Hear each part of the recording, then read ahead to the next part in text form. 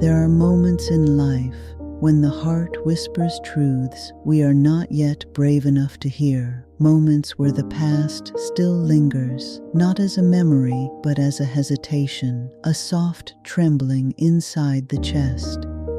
Learning to trust again is one of the quietest forms of courage, because trust is not simply given, it is relearned, rebuilt, reopened. And that process is rarely loud. It unfolds slowly, the way morning light stretches across a room, touching everything gently before asking anything of it.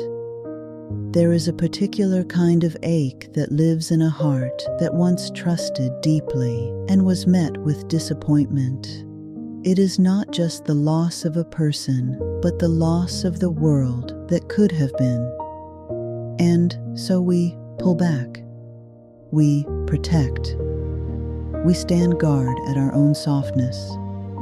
But even in our guardedness, there is a quiet longing, a longing to believe again, to be met with gentleness again, to be held in the kind of presence that does not harm. Fear does not mean we are broken. Fear means something mattered. Our hesitation is not a flaw. It is evidence that our hearts remember. They remember what hurt. They remember what felt unsafe.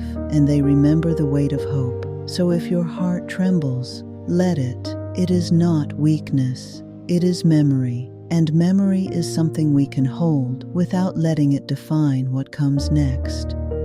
Trust does not return all at once. It arrives in small gestures, tiny openings, moments where something inside you relaxes for the first time in a long while. It might be a conversation that feels unexpectedly safe, a hand you do not pull away from, a presence that does not demand your undoing. Trust is relearned through warmth, through consistency, through the gentle noticing that you can breathe around someone without bracing for impact. And often, trust begins not with another person, but with yourself. The trust that you will listen to your heart, that you will not abandon yourself again. To trust again is not to forget what happened. It is to remember who you are despite what happened.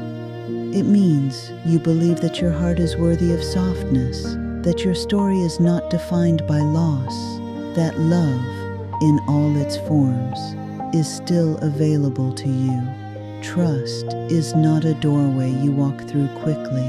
It is a threshold you cross slowly, with intention, with breath, with the quiet belief that healing is possible for you. There is a subtle, profound beauty in someone who chooses to trust again. It is the beauty of resilience, of softness that survived the storm, of a heart that still chooses to open even after being asked to close.